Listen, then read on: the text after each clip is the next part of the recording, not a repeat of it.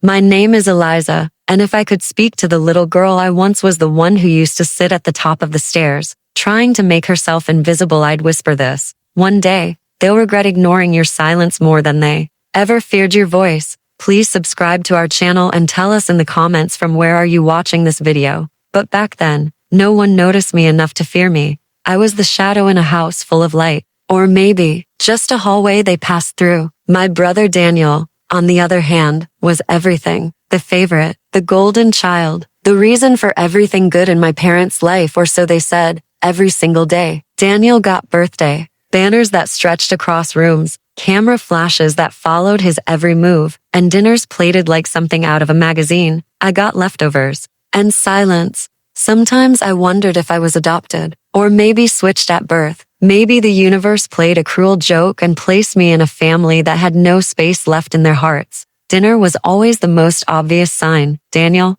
got chicken parmesan, thick and golden with breadcrumbs, served on a warm plate with garlic knots and Caesar salad. I got a scoop of rice, sometimes burnt, and a cold glass of water. When I once asked why I didn't get the same, my mom shrugged and said, "Because Daniel has a game tomorrow. He needs his strength. You'll be fine." I remember being 8 years old and trying to swallow tears with each bite, trying to convince myself they loved me, just in a different way. I wanted to believe it so badly, until the night my drawing caught fire. It was 4th grade. We had to draw our families, and I'd worked on mine for days. Crayons, pencil shading, even glitter for my mom's necklace. I drew all 4 of us sitting on the couch, smiling. I handed it to her after dinner, heart racing. She looked at it, then glanced at Daniel, and asked, "Why would you draw yourself in the middle? That's not how we sit."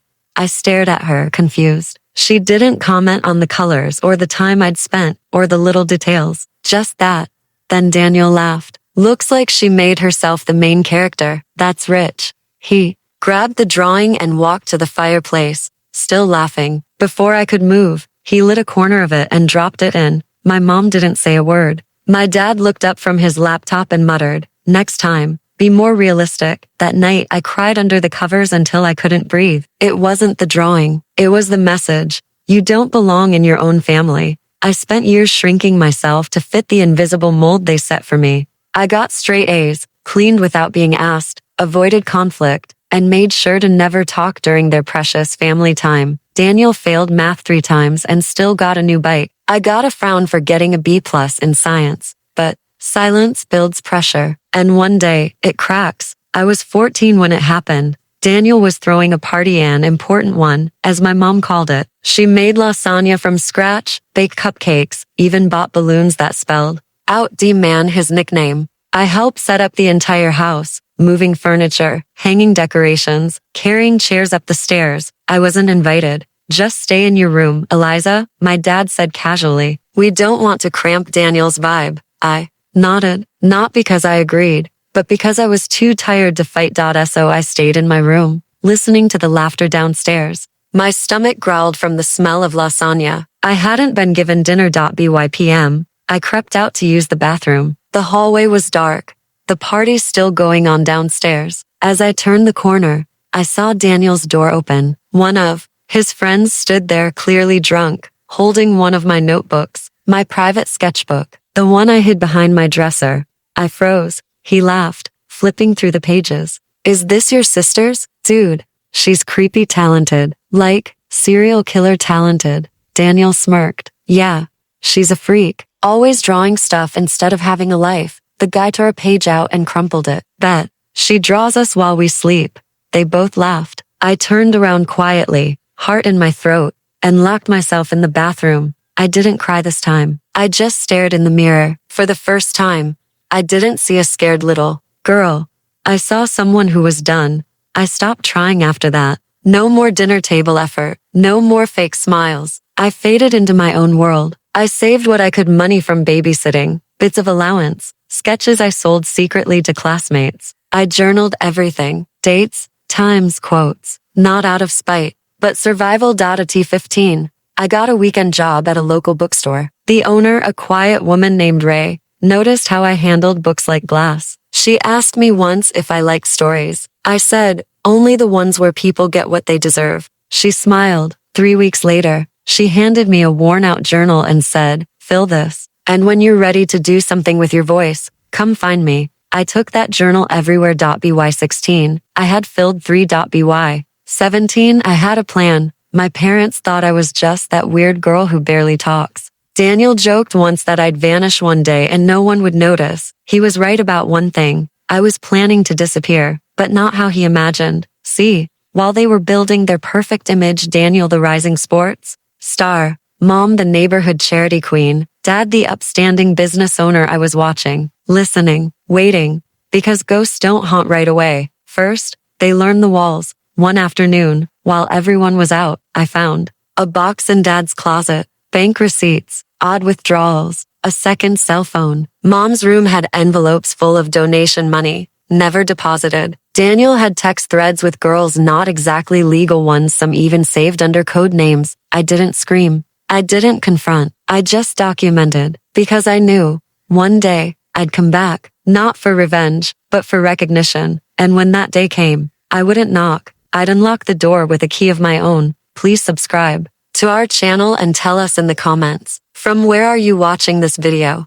The night I left home, no one noticed. No one came upstairs. No one checked my room. They were too busy watching Daniel blow out candles on his pre-college celebration cake. I slipped out the back door with nothing but my backpack, my journals, a small duffel of clothes, and the last $117 I had saved. Please subscribe to our channel and tell us in the comments from where are you watching this video. I didn't leave a note. They wouldn't have read it.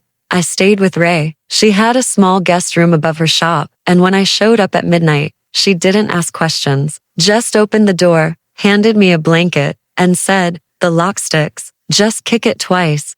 That first night I didn't sleep. Not because I was scared, but because I wasn't. For the first time in my life, I felt something strange, weightless, like I'd stepped out of a body that wasn't mine and found one that finally fit. The next morning, Ray handed me a cup of tea and said, "You ready to build your own story?" I nodded. Over the next year, I worked 3 jobs. One at the bookstore, one cleaning the community center, and another editing audio clips for Ray's friend who ran a podcast production studio. She taught me how to stitch sound like fabric, how to pull emotion from silence, how to build something powerful out of pain. I recorded my own story quietly, piece by piece, no names, no rants, just truth. I called it The Quiet House, and I never told Ray it was about my own family, because I didn't need to tell her. She already knew. The podcast went live at midnight on a random Tuesday. Just one episode, just one story. I didn't expect much. By sunrise, it had 8,000 plays. A week later,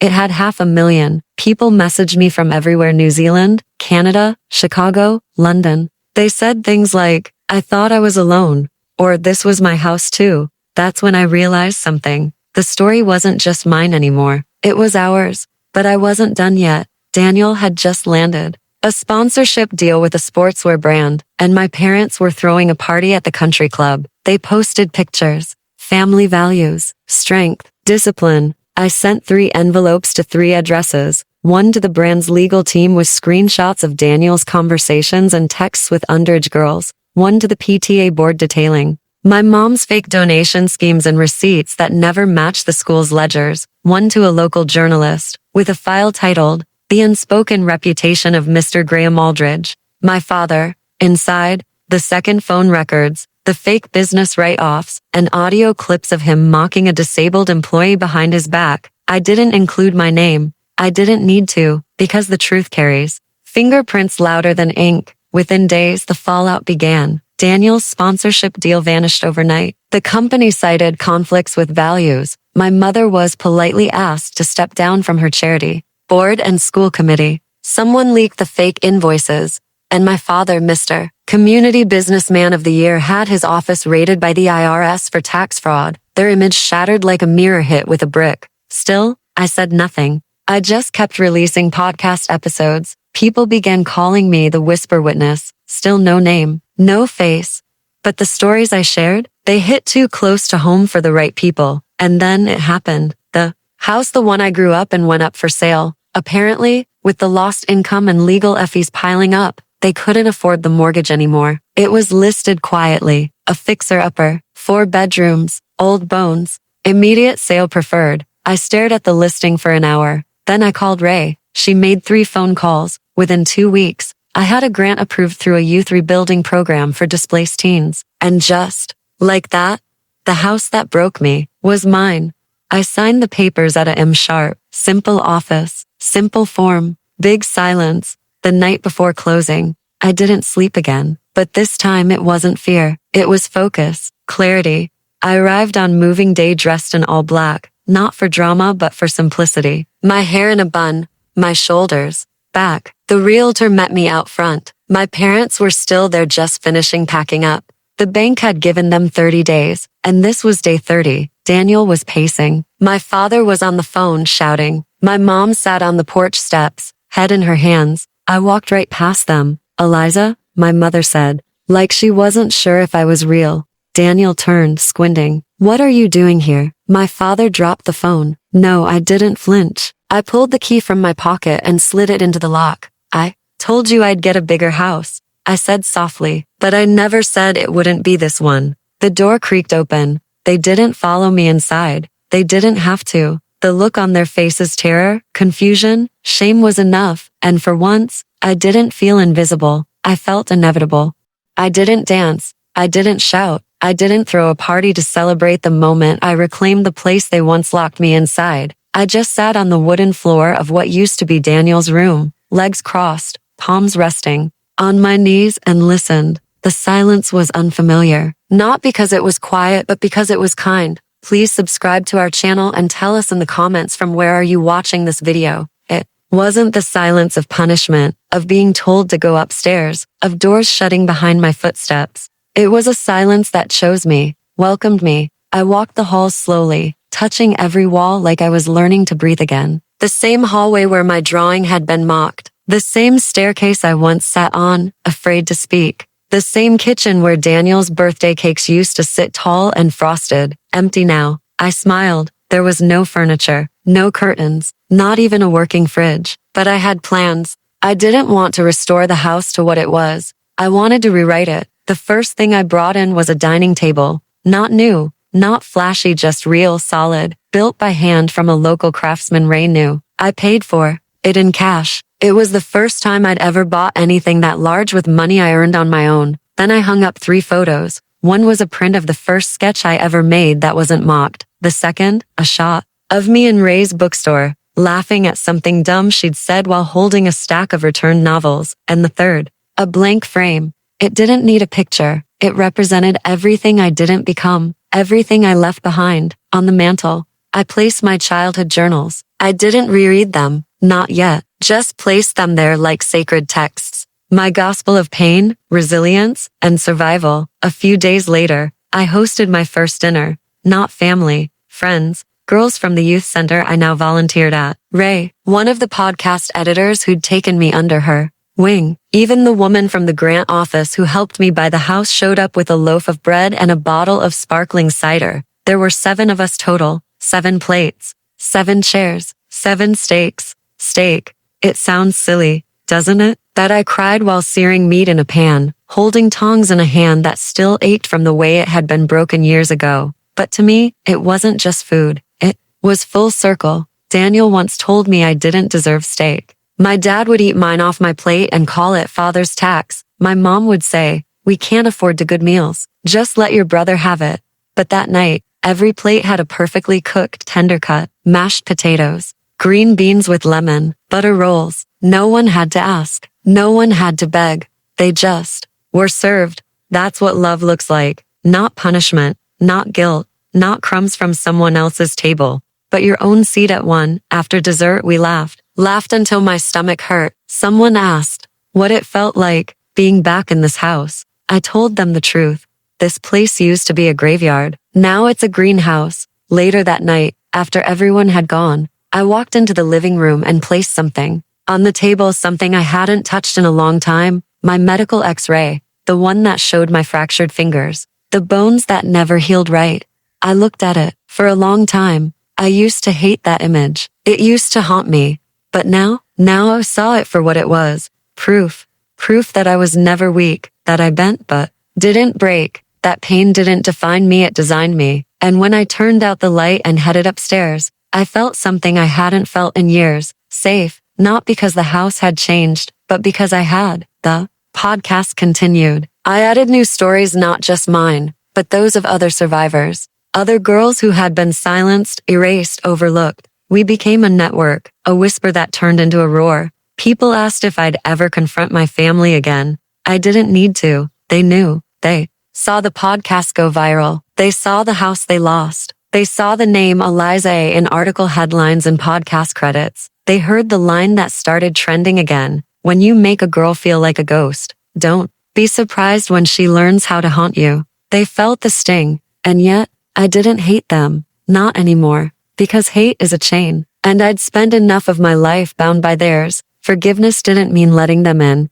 It meant letting myself out of the basement, out of the corner, out of the silence. I didn't rebuild despite them. I rebuilt because I was worth building, and every brick, every dollar, every plate of food I shared in that house was a declaration. I was never the ghost. I was always the foundation, and now I own it. Please subscribe to our channel and tell us in the comments from where are you watching this video.